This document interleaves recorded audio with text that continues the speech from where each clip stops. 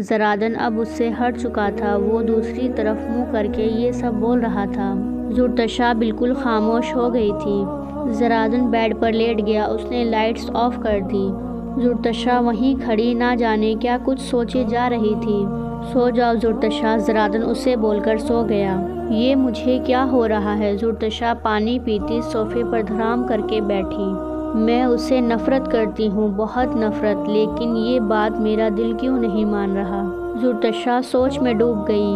اس نے میرے ساتھ ناانصافی کی ہے، میں اسے کبھی معاف نہیں کر سکتی۔ زرتشا اب صوفے پر لیٹ گئی۔ سوچتے سوچتے نہ جانے کب اسے نیند نے آغوش میں لے لیا، اسے پتہ ہی نہیں چلا۔ اس کی آنکھ فجر کی اذان کے وقت کھلی۔ وہ فوراً اٹھ گئی، بیڈ پر لیٹے زرادن کو دیکھا جو سکون سے سویا ہوا تھا۔ اس بندے کو تو کوئی فکر ہی نہیں آخرت کی۔ وہ دل میں بول کر اٹھی اور سیدھا باتھ روم میں گھس گئی۔ وہ باتھ روم سے نکلی تو زرادن بیڈ پر بیٹھا ہوا تھا، وہ نیند سے اٹھ گیا تھا۔ آپ اتنی جلدی کیوں اٹھ گئے؟ زرتشا نے نقاب پہنتے اس سے پوچھا۔ ایک بات کہوں، برا تو نہیں مانو گی؟ زرادن نے دکھ بھرے لہجے میں کہا۔ جی کہیں، زرتشا اب بیگ سے جائے نماز نکالتی بولی۔ تم روز مجھے تھوڑی تھوڑی نماز پڑھنا سکھاؤ گی؟ وہ نظریں جھکاتا بولا۔ ہاں بالکل، یہ تو اچھی بات ہے۔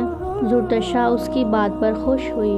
میں دیکھتا ہوں تمہیں، جب تم نماز پڑھتی ہو تمہارے چہرے پر ایک الگ سا نور ہوتا ہے۔ جب تم قرآن پاک کی تلاوت کرتی ہو تب تمہارے چہرے پر ایک الگ سا نور آ جاتا ہے، تمہارا چہرہ چمکنے لگتا ہے۔ پلیز زرتشا مجھے سکھا دو، وہ اس سے منتیں کرنے لگا۔ آپ اتنی منتیں کیوں کر رہے ہیں؟ میں نے کہا نا میں آپ کو ضرور سکھاؤں گی۔ زرتشا اس کا ہاتھ پکڑتی اسے دلاسے دیتی بولی۔ آپ جائیں وضو کر کے آئیں، تب تک میں نماز پڑھ لوں۔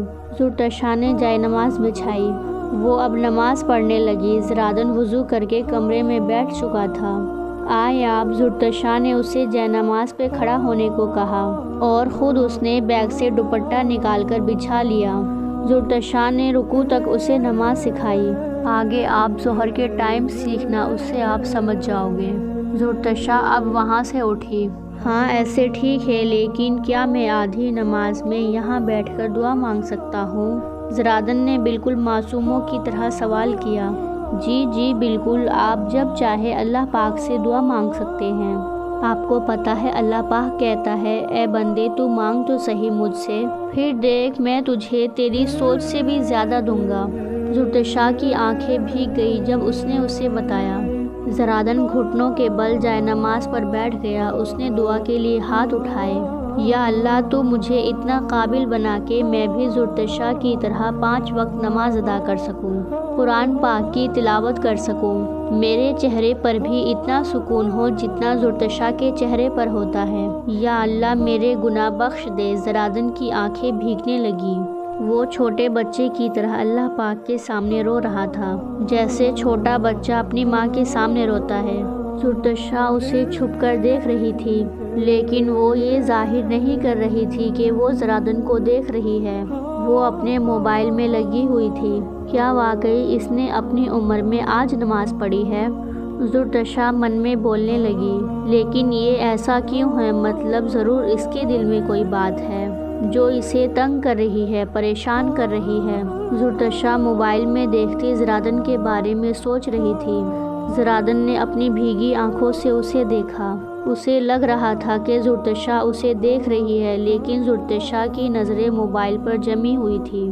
زرادن آنسو پہنچتے جائے نماز سے اٹھا۔ اس کی آنکھیں پوری لال ہو چکی تھی۔ تھینک یو، زرادن نے زرتشا کو جائے نماز دیتے ہوئے کہا۔ ویلکم، زرتشا نے اس سے جائے نماز لی۔ چائے منگوا لے پلیز۔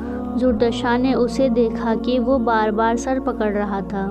اسے پتا تھا کہ وہ اپنے لیے چائے نہیں منگوائے گا، اس لیے زرتشا نے اس سے اپنی طرف سے کہا۔ ہاں، زرادن کال کر کے چائے کا آرڈر دینے لگا۔ ان کی چائے اور اس کے ساتھ بسکٹ آ گئے تھے۔ آ جائیں، چائے پی لیں۔ زرادن زرتشا کو دیکھتا بولا، جو آئینے کے سامنے کھڑی بالوں میں کنگھی کر رہی تھی۔ جی، زرتشا اب اس کے پاس آئی۔ آپ سے ایک بات پوچھوں؟ مجھے بتانا پسند کریں گے؟ زرتشا نے بہت ہی پیار سے اس سے پوچھا۔ جی جان، پوچھو نا، زرادن بھی پیار سے بولا۔ آپ کا اپنی امی سے کوئی جھگڑا ہے؟ زرتشا بولی۔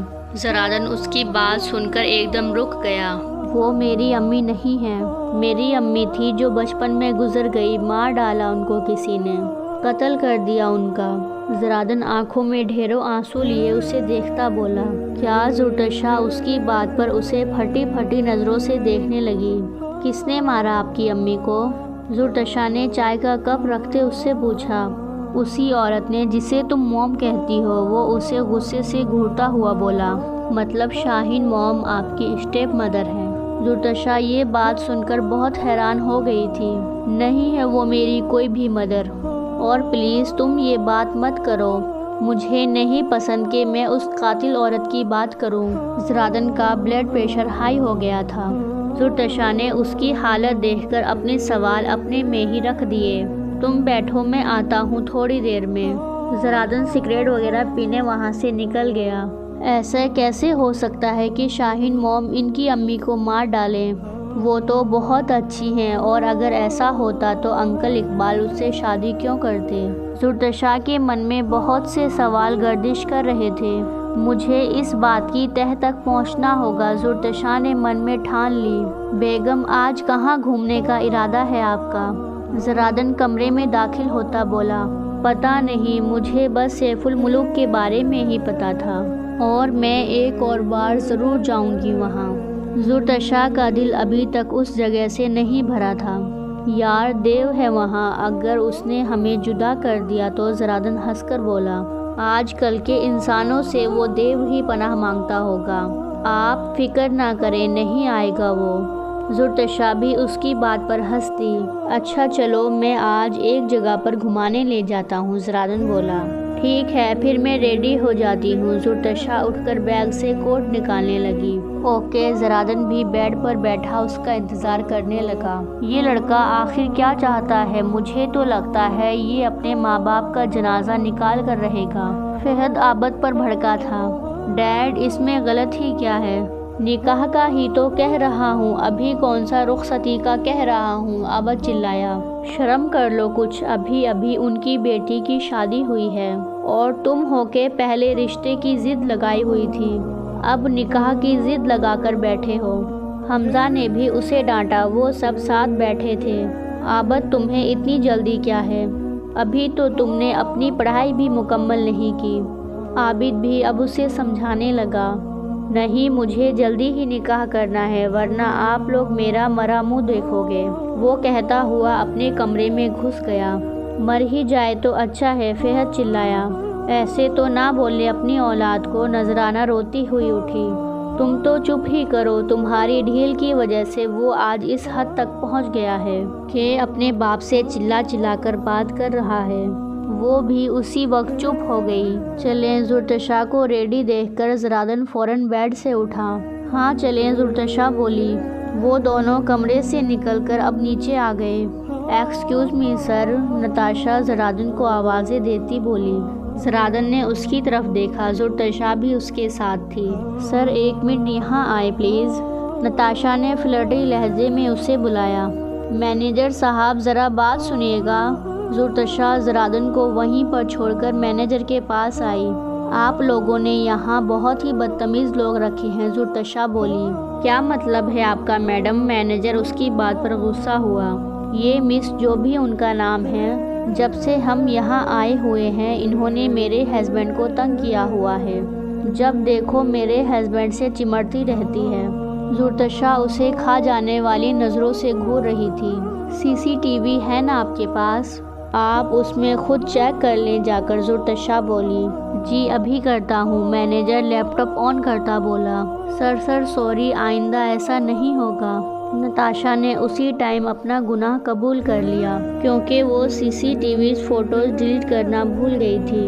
نتاشا تم اتنی خراب نکلو گی مجھے آج پتہ چلا، اب تم یہاں جاب نہیں کر سکتی۔ مینیجر اسے اچھی خاصی سنانے لگا۔ رکے، آپ انہیں مت نکالے، زرادن ان کے بیچ آیا۔ چلے، آپ کا کیا کام، یہ ان دونوں کے آپس کا مسئلہ ہے، آپ اپنی فکر کریں۔ زرتشا اسے بازو سے کھینچتی باہر لائی۔ ارے وہ اس غریب کو نکال رہے ہیں، زرادن بولا۔ آپ کو دادا بننے کی ضرورت نہیں، چپ چاپ گاڑی میں بیٹھیں۔ زرتشا نے اسے ڈانٹا، وہ فوراً کار میں بیٹھ گیا۔ زرتشا بھی بیٹھی، وہ دونوں وہاں سے نکل گئے۔ لیکن ہم جا کہاں رہے ہیں یہ تو بتا دو، زرتشا جاننے کے لیے بے تاب تھی۔ شوگران تاج، وہ بولا۔ وہ کیا ہے؟ زرتشا نے پوچھا۔ وہ ایک جگہ ہے جہاں ہم چلیں گے، زرادن نے اسے ہنس کر بتایا۔ اف، ایک تو آپ صحیح سے بتاتے نہیں۔ زرتشا غصہ ہو کر چاکلیٹ کھانے لگی۔ یہ دیکھو ہم پہنچ گئے۔ وہ کافی دیر کے بعد شوگران تاج پہنچے تھے۔ اس جگہ کا نام یہی ہے۔ زرادن اور زرتشا کار سے نکلے۔